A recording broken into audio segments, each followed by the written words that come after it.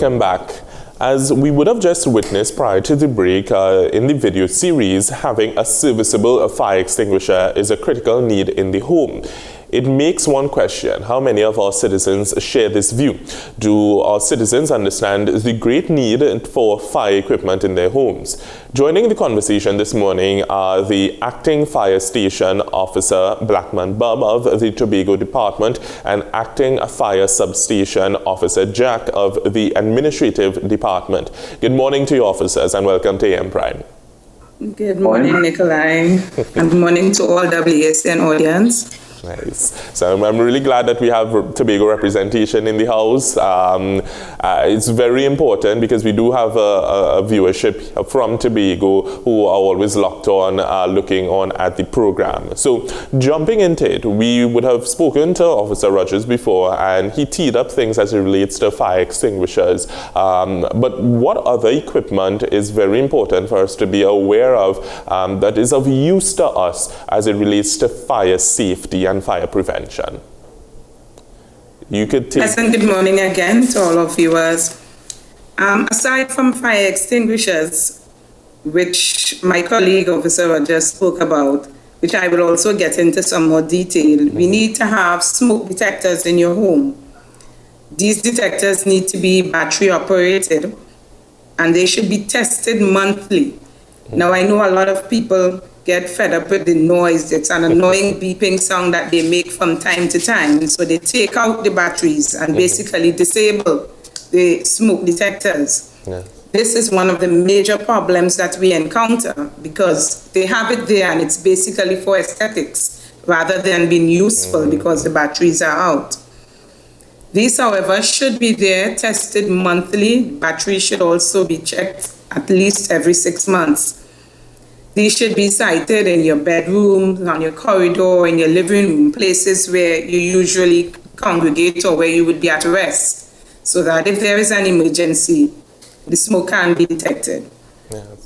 And even on the whole issue of smoke detectors, I know that a lot of times persons purposefully disconnect them or turn them off because they may be a smoker. So you may find sometimes at university dorms, they disable it because they may be smoking in their dorm room, or you may have individuals who at their home, they smoke in their living room and so forth.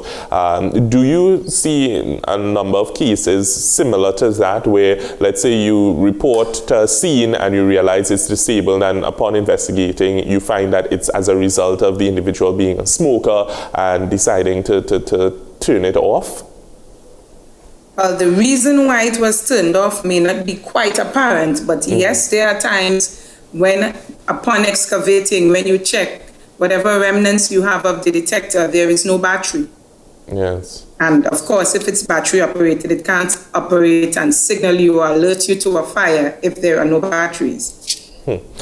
So what else? So we've spoken about, introduced some of the fire extinguishers, which we are going to go into greater detail, smoke detectors. What else should we be properly apprised of as it relates to equipment that we may want to have in our homes?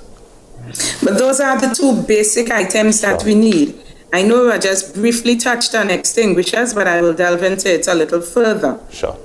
The fire extinguisher that is most common would be the multi-purpose fire extinguisher, the ABC. A 2 kg extinguisher would be suitable for the home. It would be light enough for persons to be able to carry. We have to remember also when you're siting extinguishers, you have to have it on your way out. Basically, not stuck in a cupboard in the kitchen where you have a fire there and you can't access it. Yes. And the extinguishers are only to be used if the fire is in its incipient stage, as you would have mentioned, or early stage, where you think that you can extinguish the fire safely, and if the fire is not between you and your escape route. All right? The extinguisher also is only supposed to be used after you have alerted the fire service and you have evacuated the home, because you're going to spend a lot of time doing that and then it's not under control and you have a greater risk on your hands. So basically those are the two main pieces of equipment that you should have in your home.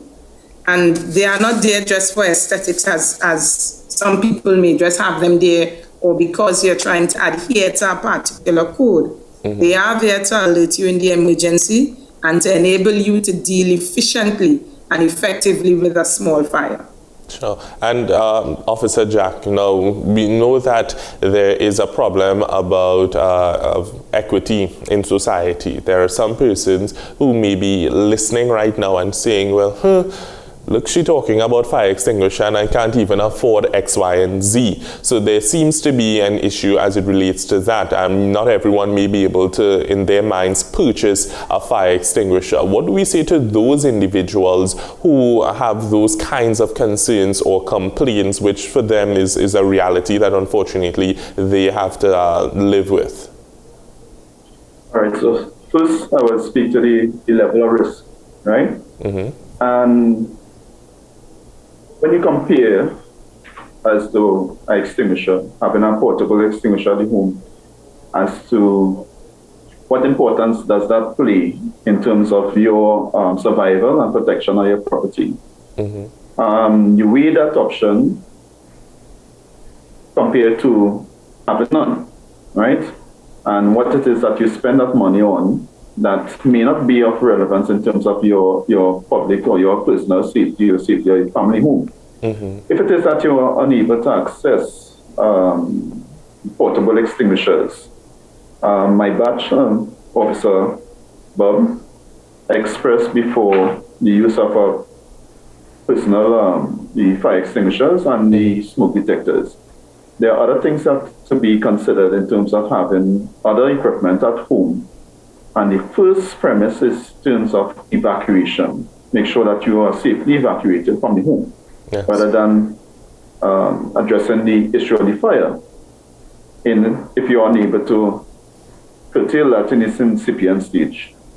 So simple things like rescue equipment, if it is that you have a crowbar, or if it is that you devise some other means in terms of evacuating yourself on the property, plays a key important role also.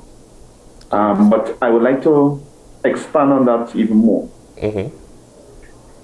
Now, a smoke detector and a portable fire extinguisher is only effective if it is that you know how to use it, and only effective if you are aware or become conscious that there is an incident that occurred at home.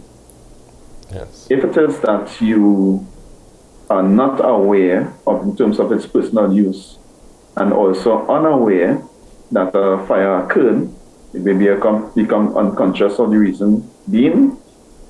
That's where, in order to evaluate this situation, you must do a proper evaluation of what are the hazards involved within the family home. Once you identify what are the hazards involved in the family home, then it is that you could put mitigating measures in place.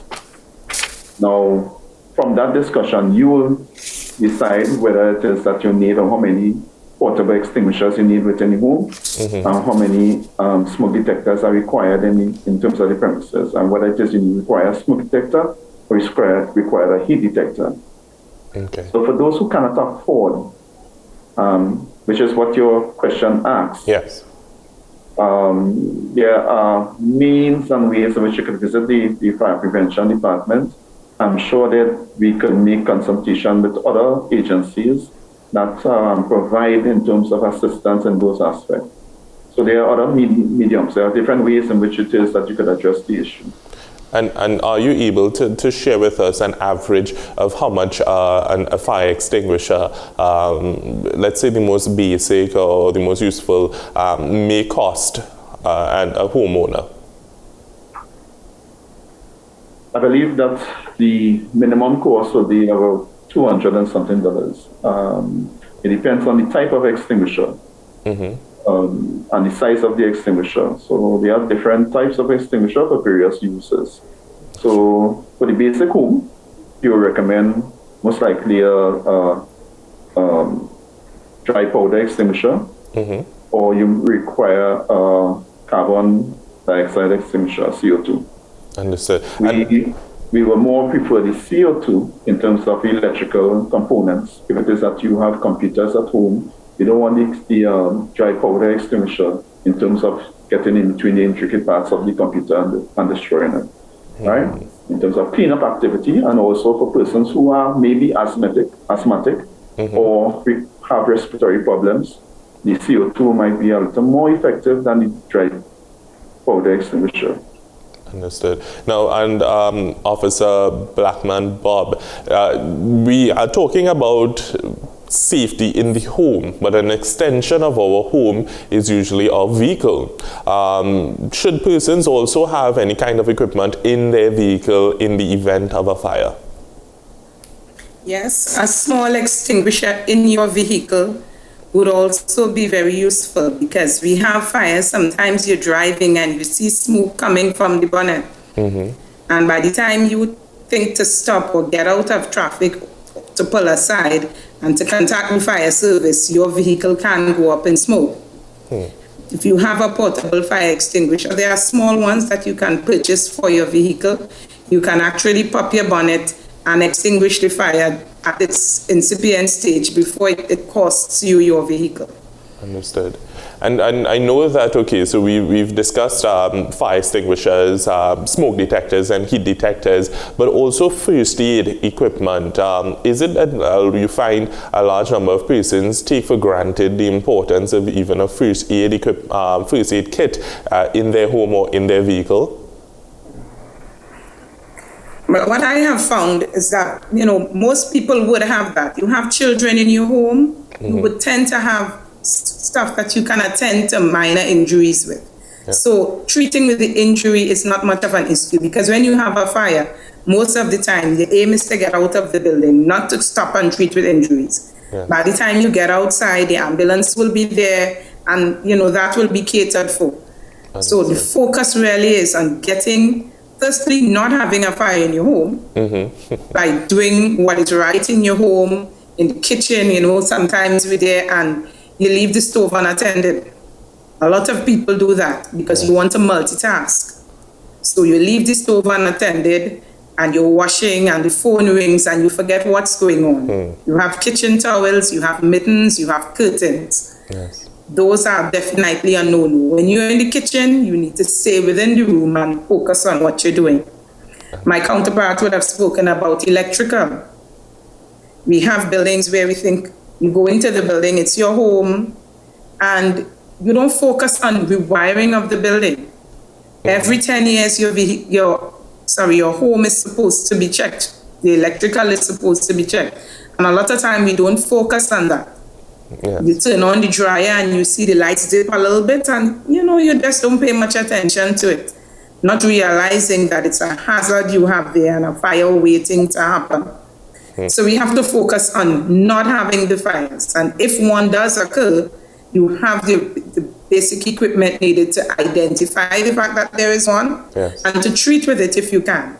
If all of that fails, evacuation plan needs to kick in so that you can get out safely. Excellent. And that's where we're going to be speaking to your other colleagues about that evacuation plan. But we have a video, and part 2 of the video that we're going to play now. So let's take a look at that. Do something, Johnny. Call fire. What's the number? Fire emergency, good afternoon. You said the building is on fire. Are there any persons trapped? 4 persons. What is the address of the call, ma'am? Number 4, Candy Drive, Pier Road. Can I have your name, please? Miss Bihari. Thank you, Miss Bihari. I'll be dispatching an appliance. Central Control from Fire Control. What fire control? Central Control is in the room. Central Control, have a plants and crew. Respond to our residential fire. Same is at number 4, Kakandi Drive, Pier Road, Chagonas. 4 persons are trapped, 2 adults, 2 children. They were unable to make contact with fire service, so she called on their behalf. Traffic can receive loud and clear. Operator, Central Control, 3, 4, 6, 5, Central Controller. Create an evacuation plan for you and your family and practice your escape. Always ensure you have more than one way to safely exit your home. Your lives may depend on it. Right, so we saw that video there from the Trinidad and Tobago Fire Service Part 2 there. So we're seeing these things in action, seeing the response of the Trinidad and Tobago Fire Service. As I said, we are going to discuss the evacuation aspect of it. But let me just thank you, Officers Blackman-Bobb and Officer Jack, for sharing your insight with us this morning as we continue to speak with your colleagues about fire safety and prevention. It was a pleasure being here, and we look forward to partnering with you and other agencies in the future to ensure the safety of all personnel. Excellent. Looking forward to that. We're going to take a break, and when we come back, we have two other officers to continue the discussion, this time about evacuating your home. So we're going to take a break. Stay with us.